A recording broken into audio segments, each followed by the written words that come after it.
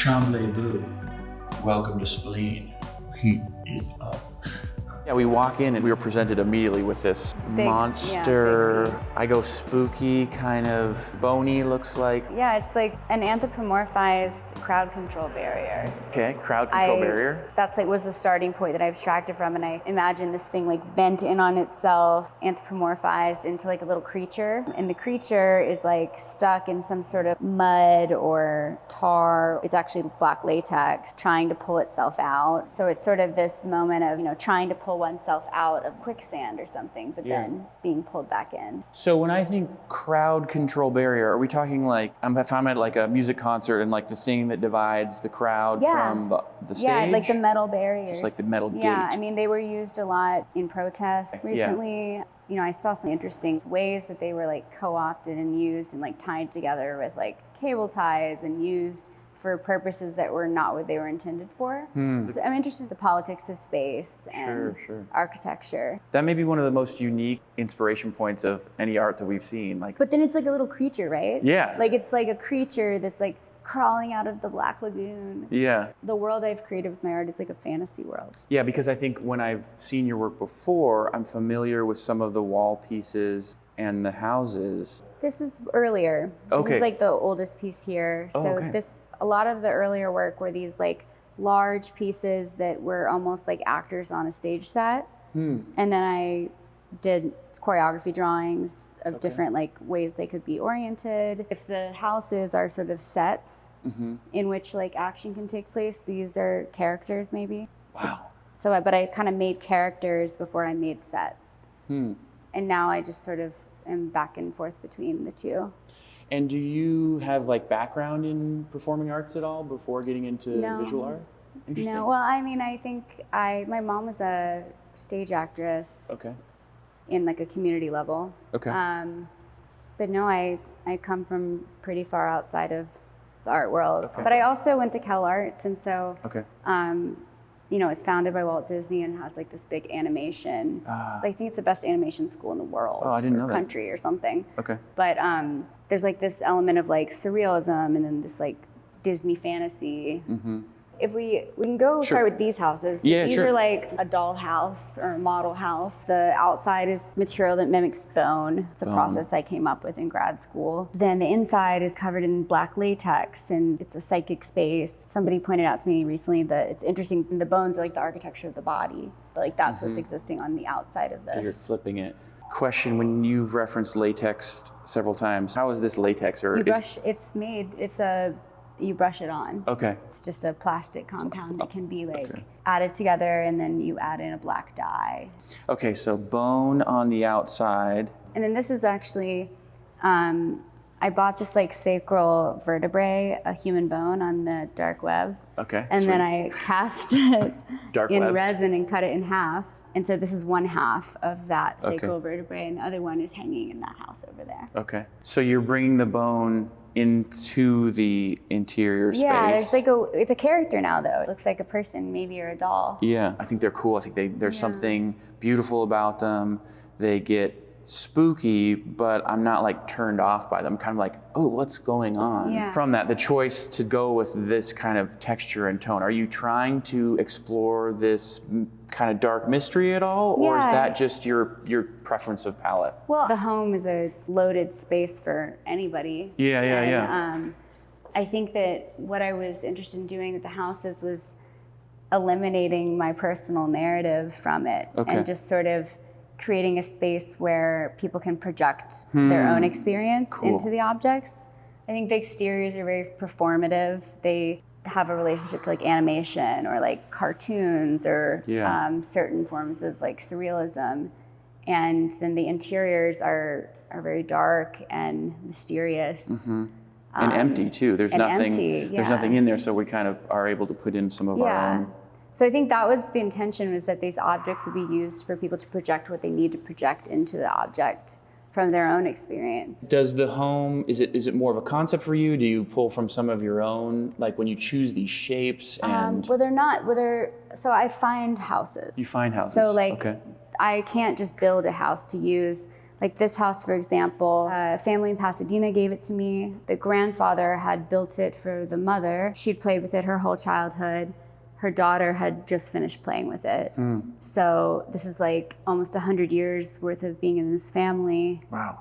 And then they gave it to me. They bring their own story to it. Like this house and this are from the same house that I got way out in the desert. I like drove 3 hours out there to get it. Like broken apart? No, or? I broke it apart. Okay.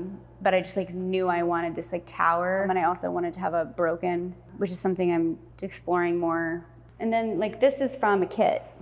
Okay. And this is from a kit. Yeah. But the kits are really fascinating because they come in these like sheets of parts that you like poke out and you put together. Okay. And then I keep all the sheets.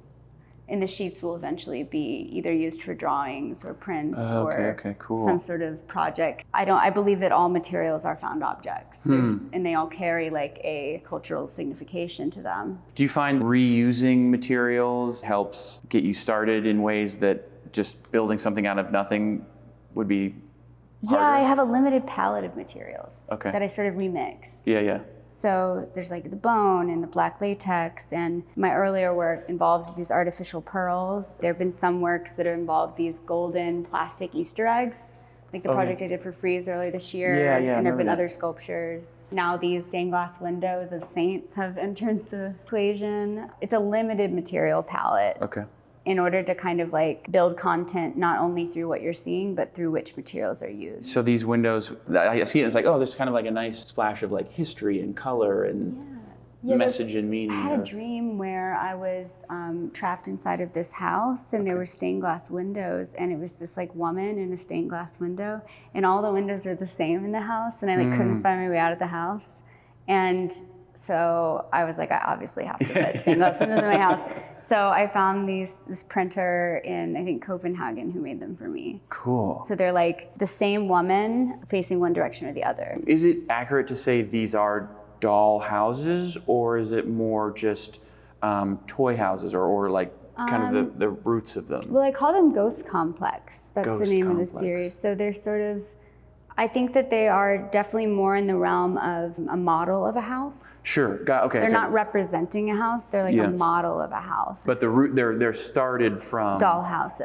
Yeah. But then of course we're getting these houses, but non-houses. They're almost like a living creature. In addition. They're kind of like the other ones. They become characters themselves. Yeah. It's so cool. Yeah. Like this one is literally got his little foot out, and I don't want to be a house anymore. I'm going to split in half. And he's like crawling off. And then, so we've heard a little about the latex. In terms of the bone exterior, is that another sort of synthetic compound that you're like pasting over? It's something that it's like a process of working with certain materials and particular types of resin that I came up with by accident when I was in school, because I was looking for something lightweight. Yeah. Because I was making these huge sculptures and I couldn't really move them around myself. Yeah. And so it's something that I carve and then cover in sand, and then there's multiple coats of resin, and at one point the resin is exposed to UV light, and so they age based on their exposure to the sun. And then eventually, when they've reached a point that feels mature enough, I seal them in a UV. So like these cracks and stuff that happen, it takes time for that to happen. It's funny, even as you describe it, there is a organic living creature element to it. Like they gotta get tan before they're sealed. Yeah, and they get a suntan. Yeah. So with this one, would darker be more UV exposure? Some, and then also, for instance, like this piece and this piece, I added in color on top. And then they also have like this one in particular, it's like layers and layers of all sorts of materials on top of that original, just to work the surface to where I wanted it. And then, so some of them I want them to look more aged, and then other ones are a little bit less aged. Lighter, This one is to me it's like younger and like rebellious and I want to do what I want. Yes, 100%. Like I'm splitting. And also the quality of light that I used in the show varies. So like this one's a warmer light.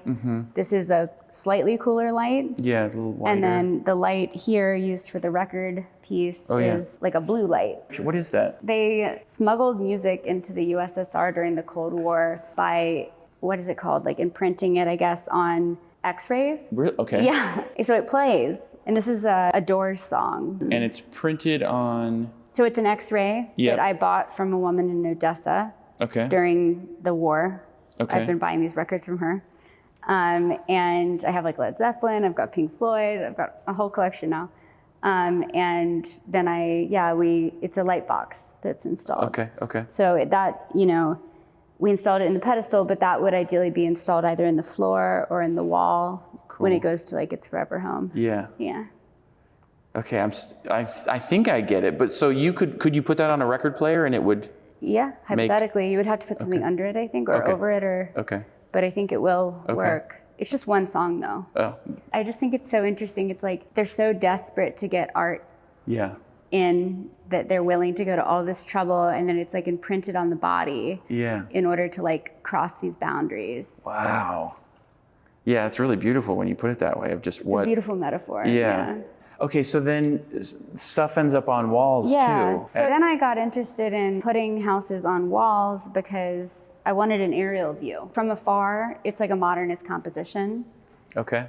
Like from afar, from the top, from afar, from the it's roof. just like if you were to draw it out, it looks like, if that was a painting, that would be a modernist composition. Okay. And then when you go up close, you see that it's like it's a house, so it's got these like culturally loaded materials, symbols, objects that are being used that contribute to the reading of the work in a different way than just the formal exploration from the top. And also it's like, the piece over there, the bone is the underlayer, and then the black latex is on top of it like a sweater. Yeah. And then here, the latex is inside. Yeah. And the bone is like the exterior. Yeah. When you say that, I think of like, the bone being kind of this, even when we were looking at the houses in the other space, the bone being the protective exterior for the organs and the soft tissue inside. Yeah, and also just the void. The void, or just like whatever we're putting into that interior space through our thoughts and imagination. I think, the physical body is like only a vehicle for like our psyche or our soul or whatever you believe. Everyone believes something different, but I think that it is interesting, the relationship between the materiality of being in a body and the experience of being a person with memories and a sense of time and and the little light post that I love. It seems like you look to add in little accents of light. The light's new in this show. I think that for me the lights are these like little moments of hope. I think that, one thing that's cool about working in a way where you're not making any direct reference to the outside world or politics is that I can sort of create an allegory in here and that people can relate to on a personal level, but that obviously does have implications. I mean, it's houses and we're living in America right now. So that is a part of it. And I think the light is like, these glimmers of hope in what seems very dark right now. I think it's like, for me, it didn't make sense to put on a show devoid of darkness in 2025. It's like, are we just going to pretend like it's not happening? Like, no. Hard not to. Yeah. Then I also see with these two where we get a little bit more of a window into the type of house, the found material underneath the bone that you're making. These are not like 90s doll houses from my childhood. No. This is like really feels deeply historic, kind of handmade wooden. I have a really good ability to just sort of have materials come to me. Yeah. So like I keep looking until they come to me. Cool. And when they come to me, like I recognize them and I use them. But sometimes that's why it can be hard sometimes, when I'm like, I want to make something this size or this size, but like, you gotta wait. Yeah, they'll come when they come. It's like a lot of searching. Okay. Like online mostly. And I've driven places before and not liked the house and then didn't get it. Yeah.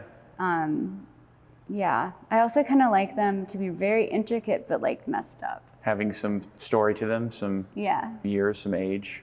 When they come to you, I would assume there's some magic or synchronicity to how a lot of them are acquired, or if in fact it becomes you have part to of be the story. patient. Yeah. Yeah. So I guess when you're then. But I've, added this. Yeah. Yeah. I think it's so cool because you clearly are you're creating something just from this front facade. Yeah. That is intentionally shaped. Does this shape, I mean, it's riffed off of what the roof gives you, I assume, but then it looks too that you're still kind of shaping it into some sort of form. It's a formal composition. Yeah. Like it's exploring, these pieces are very directly exploring the relationship between modernism and postmodernism. Okay, like architecturally or art? Like conceptually. Okay. Because I'm just making these very abstract compositions. I'm not trying to say anything other than exploring formally. But then when you get involved in the material and you see from the side and you see inside, then it becomes an artwork that is referencing culture and personal experience. It's not just about, line and form. Yeah. Ooh, it's like such a sweet spot to get it's a challenge, those right? two together, though. Yeah, and then there's also this black latex world that started with the tents. This one feels more obvious, like it's a tent. Yeah. Is this like an extra kind of bonus idea that has come to you more recently, or? I think I was just thinking about tents and about how they are like temporary security. A house is like, okay, you're safe, you're inside the house. But if you don't have a house, a tent is another alternative to create like a safe space. And there's no bone here. It's not permanent, and it's like when I think of the bone of the house, which feels so like solid and protective. Yeah, this is more temporary. Yeah, it's weird too because it does. I think the color and the material, you would think that it was like this more. There's like a vulnerability to them though. That feels like not what I would expect from like a black latex tent. Yeah. It would, I think, but this feels like it's so vulnerable. And there's a tenderness to that light in the middle as well, too. It's so itty bitty, yeah. It's the most personal show I've ever done. I don't know that my work is always this personal. Yeah. It felt like the move I wanted to make in this point in time. It's really cool to be able to make an artwork where I set up the conditions for someone to make their own story. Instead of presenting them with the story. Yeah. It takes the viewer's participation in order to like co-narrate. Yeah, it's weird, but it's beautiful, but it's kind of dark and mysterious. Claire, thank you so much Yeah, thank for you. walking Friday Haters through. That's right.